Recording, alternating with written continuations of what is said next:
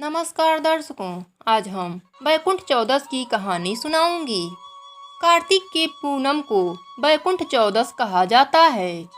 इस दिन कहा जाता है कि जो भगवान विष्णु जी और भगवान शंकर जी के सामने दिया जलाता है और कहानी कहता या सुनता है, उसे अंतिम समय में भगवान बैकुंठ लोक से उसे लाने के लिए विमान भेजते हैं और उस विमान में सवार होकर वह प्राणी विष्णु लोक को जाता है।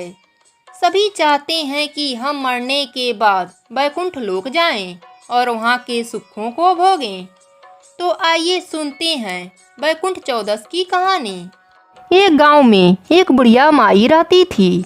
उसकी एक बछड़ी थी, उसका नाम कपूरनी था। एक बार कार्तिक का महीना आया। गांव के सारे लोग पुष्कर नहाने जा रहे थे, तो बुढ़िया का भी मन हुआ कि वह गांव वालों के साथ कार्तिक माह में पुष्कर स्नान करे। तब बुढ़िया ने पड़ोसन से कहा, मेरी कपूरनी को चारा डाल दोगी? मैं पुष्कर नहाने जाना चाहती हूँ। पड़ोसन ने कहा, हाँ मैं डाल दूंगी। तब बुढ़िया माई ने कहा, समय समय पर चारा कपूरनी को डाल देना और कुंडा में पानी भरकर उसके पास रख देना। इतना कहकर बुढ़िया माई पुष्कर स्नान करने चली गई। इधर पड़ोसन रोज कपूरनी को चारा डालती, पानी का कुंडा भर के उसके पास रख देती।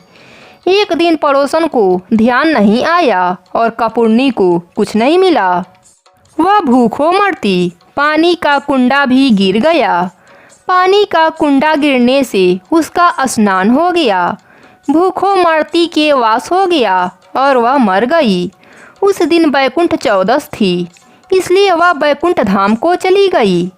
इधर बुढ़िया माई पुष्कर नहाकर आई तो पड़ोसन से पूछा, मेरी कपूरनी कहाँ है? तब पड़ोसन बोली, वह तो मर गई। बुढ़िया ने पूछा, वह कितनी कार्तिक नहाई? पड़ोसन बोली, ज़्यादा तो नहीं, एक बैकुंठ चौदस ही नहाई। बैकुंठ चौदस के स्नान करने से कपूरनी को राजा के घर राजकुमारी के रूप में जन्म मिला।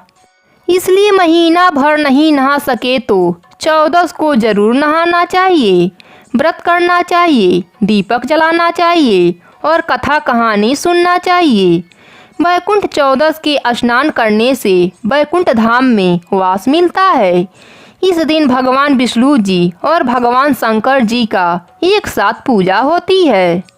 बैकुंठ चौदस की दूसरी पौराणिक कथा के अनुसार एक बार की बात है, नारद जी पृथ्वी लोक से घूमकर बैकुंठ धाम पहुँचते हैं। भगवान विष्णु उन्हें आदर पूर्वक बैठाते हैं और प्रश्न होकर उनके आने का कारण पूछते हैं। नारद जी कहते हैं, हे प्रभु, आपने अपना नाम कृपा निधान रखा है। इससे आपके जो प्रिय भक्त हैं वही तर पाते हैं, जो सामान्य नर नारी हैं वह वंचित रह जाते हैं। इसलिए आप मुझे कोई ऐसा सरल मार्ग बताइए जिससे सामान्य भक्त भी आपकी भक्ति कर मुक्ति पा सके। यह सुनकर विष्णु जी बोले, हे नारद, मेरी बात सुनो।